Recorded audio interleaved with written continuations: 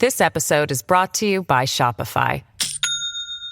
Do you have a point of sale system you can trust, or is it a real POS? You need Shopify for retail. From accepting payments to managing inventory, Shopify POS has everything you need to sell in person. Go to shopify.com/system, all lowercase, to take your retail business to the next level today. That's shopify.com/system. Welcome to Raising Me. I'm Adrienne Stein, a longtime journalist and a mom of three. And here we take those things that so many of us are experiencing as parents right to the experts for advice.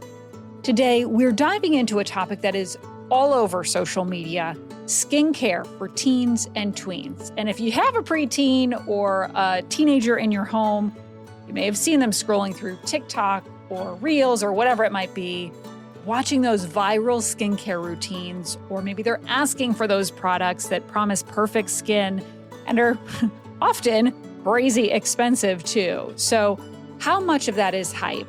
What do they actually need? And could there be some long-term consequences from using all of that stuff so young? The answer to that one is yes. Holly Morris is with us. She is a board-certified physician assistant and has been treating patients in dermatology and medical aesthetics since 2009. She is so passionate about this, and she clearly follows her own advice because her skin is absolutely gorgeous.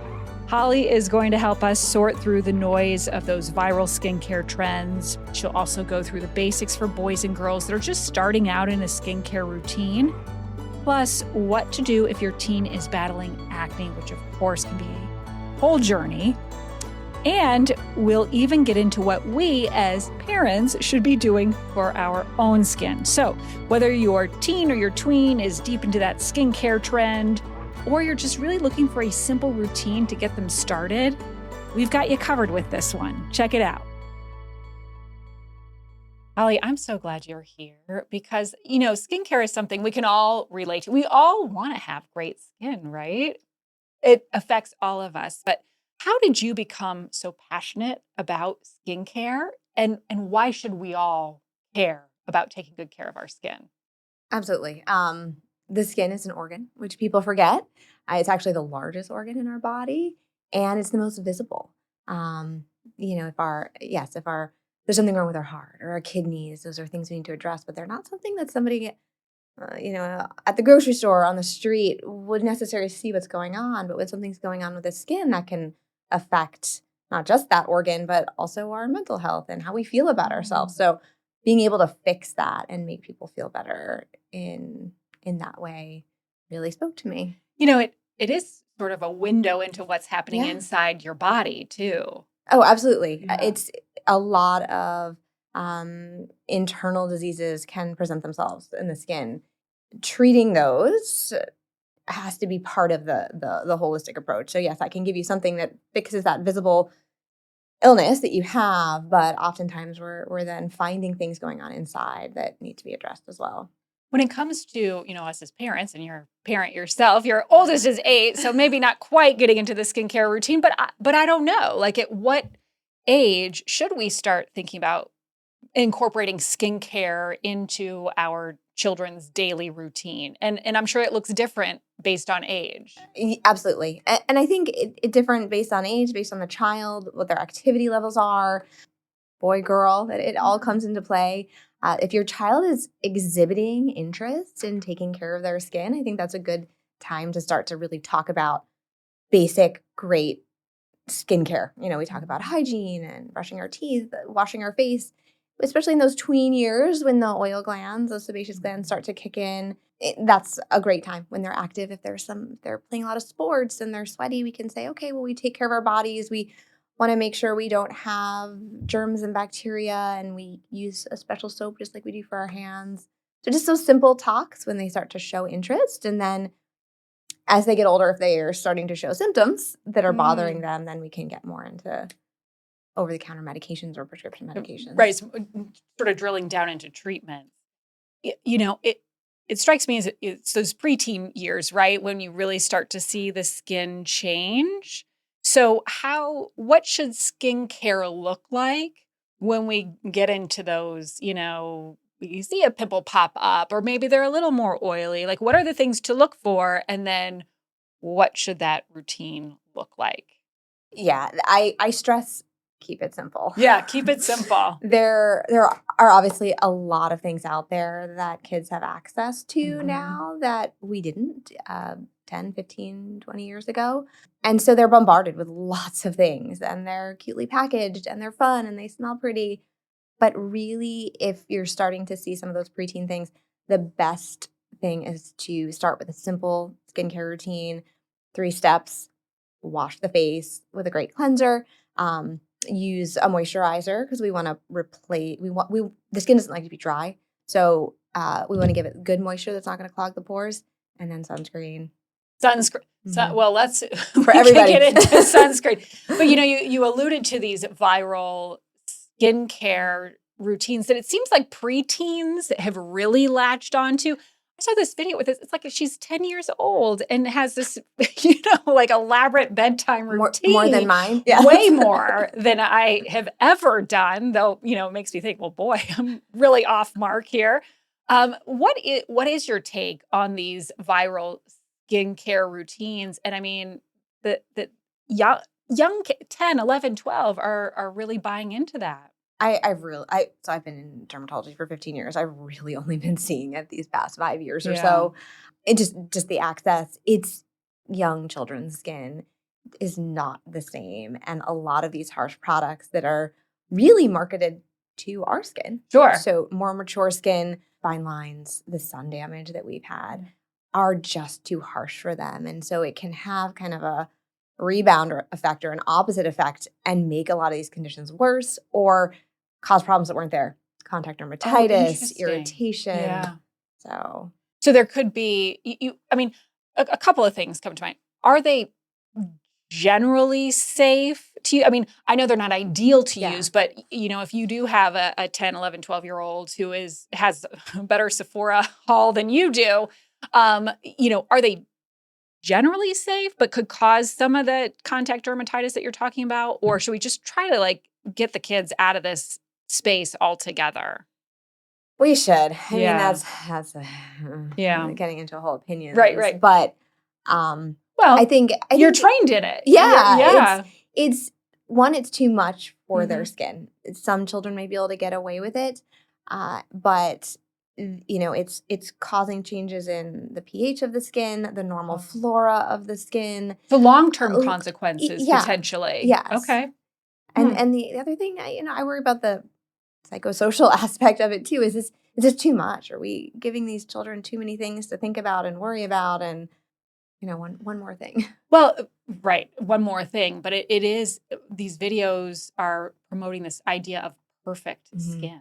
Yeah, the glass skin. Yes. Look, yes. I mean, really, is there ever a perfect skin? And you're just not to your achievable. point, So it's not achievable. And the thing is too, you think about kids on social media, and if you scroll, you stay on a video for long enough, then the algorithm is like, oh, you like this, and suddenly that's all you're seeing are these videos of these, people with quote unquote perfect skin. I also think about just the expense of it all. I mean, it's not accessible for everybody. I saw this story there where a mom was saying that their daughter, and she put the asterisk on it, like she's spending her own money and using gift cards, but she spent hundreds and hundreds of dollars in this particular case, it was Sephora, but it could be, at any given place. Yeah. Do you need to spend that much to get good products? No. And that's the other thing with social media, right? That people are making money off of this. Yeah. It's glossy, it's pretty, it's exciting. And it's really not achievable. Yeah. And so it's more kind of finding the best routine for your skin and not what this one person that happens to be reaching a lot of people is telling you. And they're probably not even doing it either. There's filters and it's not achievable. Yeah. And seeing somebody in real life, seeing your pediatrician or dermatologist that's looking at your skin and can make recommendations for you is much more important. And also that you don't need to spend a lot of money. Well, that's the key. So like when we are just going with our, preteen or Yeah. teenager to the store, what are some of the things that we should be looking Mhm. for? And what are some things that we should try to avoid if say you're reading the ingredients? Yeah. So as far as things to avoid, especially at that age, retinol is a Good for us. great for us. Yep. Not for Our kids. skin Got cells it. are in need of it. But it's a medication for fine lines, fine, wrinkles, but can over dry the skin and actually make acne a little bit worse. Because the skin doesn't like to be dry. Skin cells are over 60% water. And so if we're drying them out, it's causing those oil glands that are starting to kick in our preteens to really start to overwork. And that oil is what feeds the bacteria that causes acne. So not stripping the skin and using gentle products, things with ceramides, which are found in a lot of good moisturizers. Niacinamides, those are anti-inflammatory ingredients found in moisturizers that aren't going to be irritating. Gentle cleansers. I don't know if we want to talk about products. Sure, absolutely. Yeah. If you have something that you think is better than, one or the other. Yeah, you don't have to what would you tell a spend- patient? You don't have to spend $40-$50 for a cleanser Right. or upwards even more. You can find these products at Target, at Walgreens, and some gentle cleansers I really like are CeraVe. Easy to find. They make a couple different versions. So if you have oily skin or dry and sensitive skin, there's different products within that line. Neutrogena makes wonderful products. Cetaphil, that's been around since we were kids. And those are all wonderful. They're going to do the job. And the job is just cleaning the dirt, the oil, the sweat, if they're getting into makeup, getting that off the skin to keep the pores open and not clogged. One thing you brought up is just making sure the cleanser matches your skin type. For kids, like what's a good way to test what your skin type is? And that's good for adults too. Like as parents, just curious, like how can you tell? Because it's more normal to dry to combination to oily. Like what? Wait, what am I? Where am I? Yeah. I mean, a good test and what a lot of kids will say is like, oh, I wash my face in the morning and by lunchtime I feel, I can wipe the oil off of it. So if you're washing your face and within a couple of hours you're noticing your skin is already feeling greasy or oily or shiny, you probably have oily skin. If you're washing your face and it gets tight and feels dry without, right after you wash, then that's going to be someone more that has oily skin. You may feel tingling or burning when you put moisturizer on. And you can have combination. So the T-zone that we talk about, the forehead and the nose, those have more oil glands. So a lot of patients will be drier here and then have the oiliness here. So a good, normal moisturizer like CeraVe is great for patients that are oily. The Neutrogena Hydra Boost is really great. It's more of a gel moisturizer, so it doesn't feel as greasy. And then for my teen boys or preteen boys, they don't necessarily like that shiny, dewy effect. So there are a couple matte or mattifying moisturizers out there. Cetaphil Derma Control has kind of a mattifying effect, as well as La Roche-Posay, which is another great line. They have a matte moisturizer that gives the skin the moisture it needs without that dewy. Which bring on the dewiness. I know. If you ask me. What about for a morning moisturizer versus a nighttime moisturizer? Is that something kids or teens, preteens need to think about, or is that really more for when you get into your adult years? So yes and no. Some of the night heavy creams that you may be thinking of that are for us, those have your retinols and some of those anti-aging products. But as far as night and day, the only thing that I tell my younger patients is you want your morning moisturizer to have an SPF in it, and your night one you can get without. And a lot of product lines out there have an AM and a PM, so it'll be the same exact ingredients, the same exact moisturizer with just the addition of the sunscreen in the morning. So you can know, okay, these products aren't gonna break me out. Right. This works for It me. works together. You know, yeah. I also think too, like as we are going into the winter season with, well, I mean, I hate to rush it, but you know, I mean, it'll be here before you know it and your skin changes. So Absolutely. how should our routines, how should our kids' routines change as the seasons change?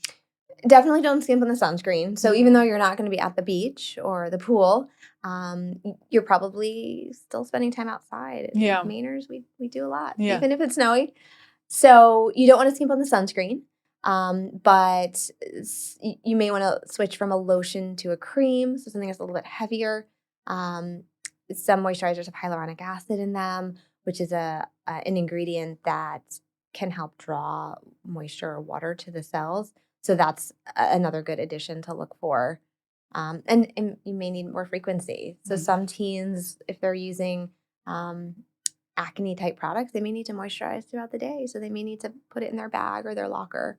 Speaking of acne, I mean, obviously that is a big concern for kids, particularly in their teenage years. What are the things that, you know, as parents we can do to help, you know, sort of navigate that, keep that under control? What are the products that seem to work? And when is there a trigger point where it's like, we need professional help? We need to see a dermatologist. Yeah, there's a lot of great products that you can get started with. So if you have that preteen that's starting to get just a couple pimples and maybe doesn't need a harsher product, over-the-counter products with salicylic acid are great. So you can get the spot treatments. Kids love those little patches. Some of those will have salicylic acid in them as well. So starting with, you know, switching their gentle cleanser to a salicylic acid cleanser can be a good starting point for that mild acne. And then if you're getting some more inflammatory ones, you're noticing more red, a little bit bigger pimples, benzoyl peroxide is another over-the-counter ingredient that can be found in some spot gels or cleansers. With benzoyl peroxide, you want to look for percentages between 2.5% to 5%. Anything more than that can be pretty drying, especially for our climate here when it gets dry. And then the other over-the-counter ingredient that just became available in a non-prescription form not too long ago is adapalene. And there's a couple of products that carry that, the La Roche-Posay Effaclear, as well as different gel. And that works similar to some of our stronger prescription retinoids. That helps your teenager who's starting to feel a little oily. You're noticing more blackheads, and those come in some topical cream forms. Okay. Those are some good things to look out for. And I do like, you know, a lot of the teens, mine in particular, and even my middle school son, they're out like with sports in particular. They are sweaty. They are very sweaty. So is there a different type of skin routine that they should be using post workout?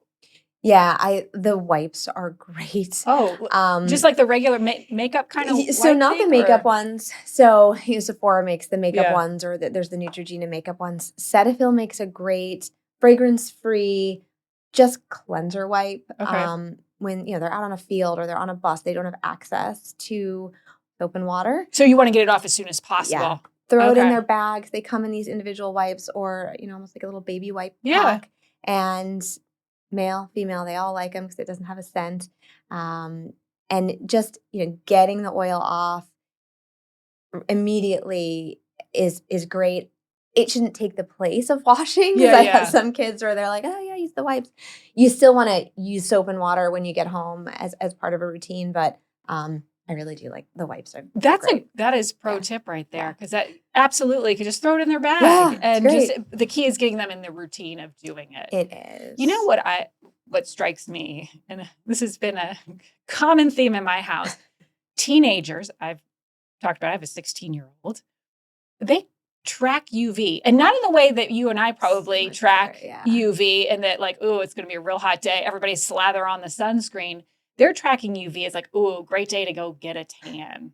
Have you seen this? And please tell me the magic words to switch that mindset. And I say that knowing that like when I was that age, I was sun soaked. I didn't have the UV know. index in the palm of my hand all the time like the kids do with their phones. But it is we're constantly saying, "Where's your sunscreen? Put on your sunscreen. Where's your sun?" And meanwhile, they're like, "Ooh, UV index 9." Yeah. Like, okay, that's not good. I do feel like kids are more aware, which is Yes. great. And I see a lot less of the tanning beds and Right. things like that. But the way I now go about it with my teen patients is because you're not gonna, unfortunately, you're not gonna scare kids with, you're gonna have skin cancer one day, and I'm gonna be cutting things out, and you're gonna have Oh, scars.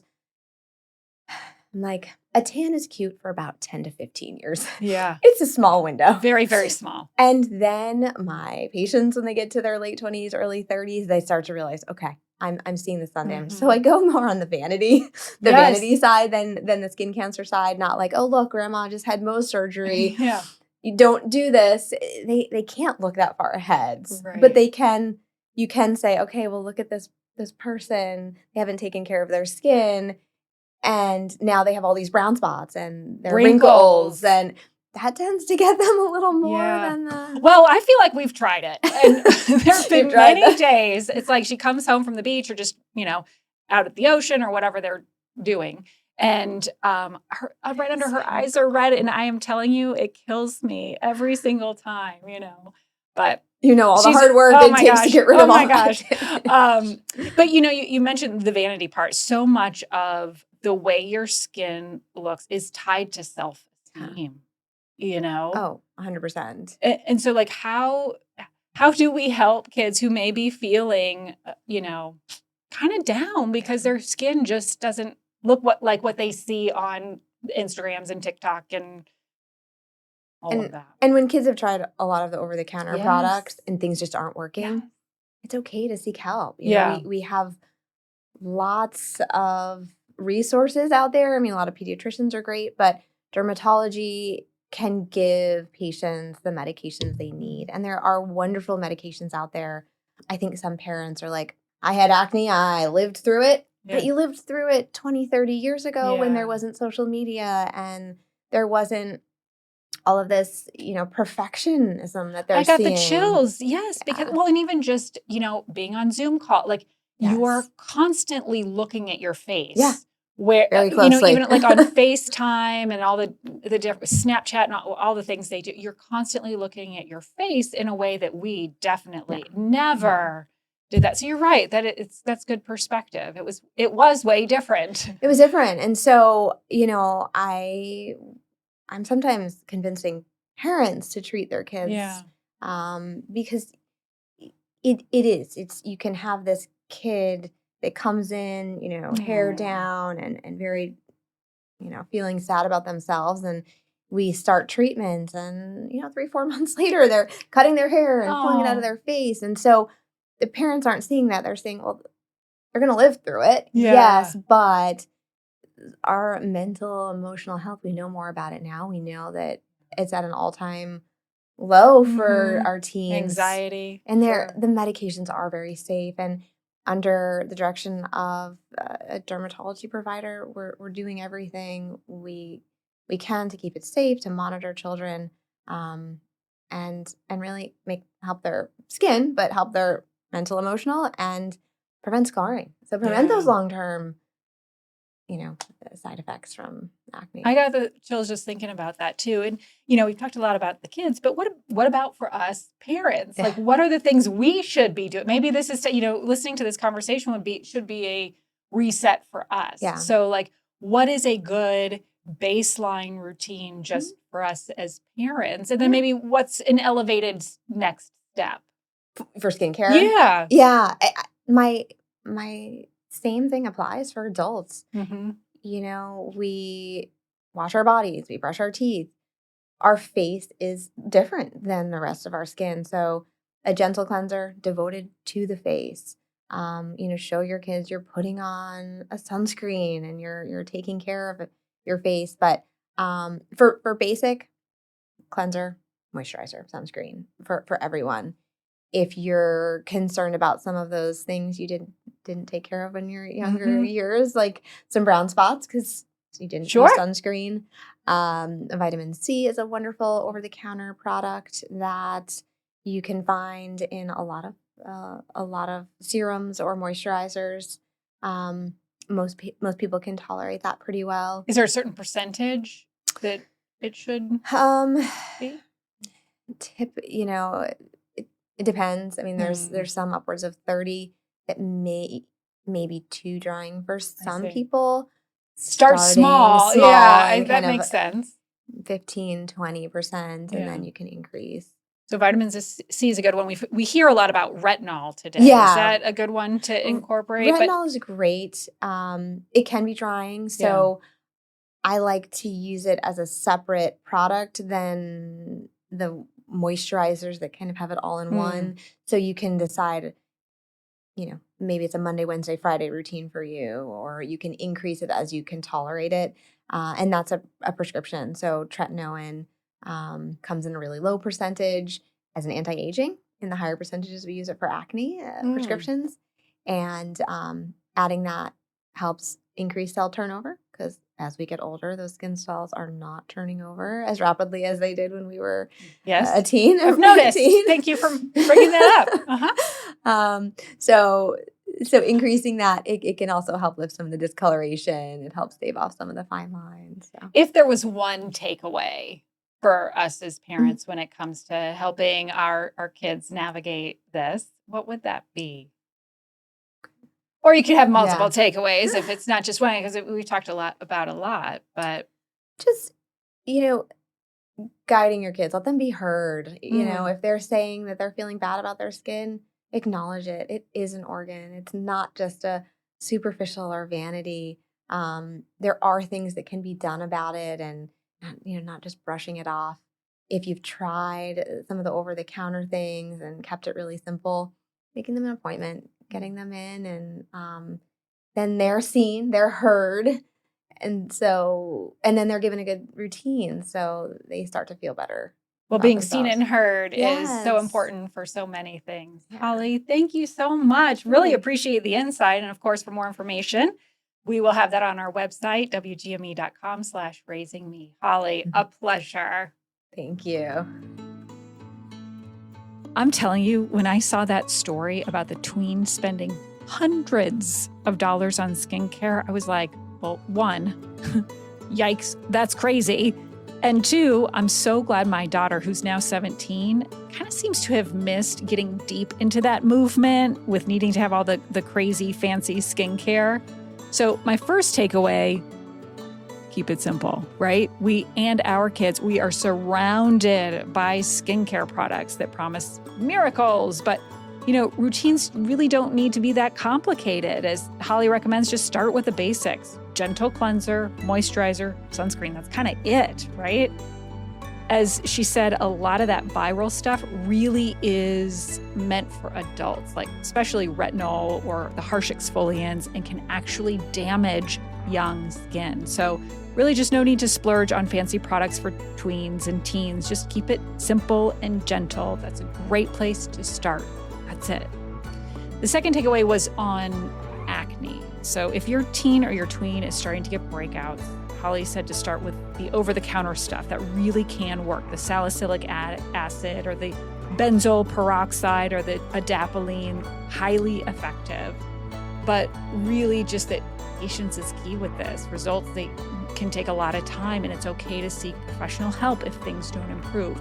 And I just really had sort of an eye-opening moment. That whole idea of, well, I survived acne, my kids will survive it too. Eye-opening moment there with Holly because, we know things were so much different. Kids are constantly looking at their faces now, social media, FaceTime, Zoom calls, whatever it might be.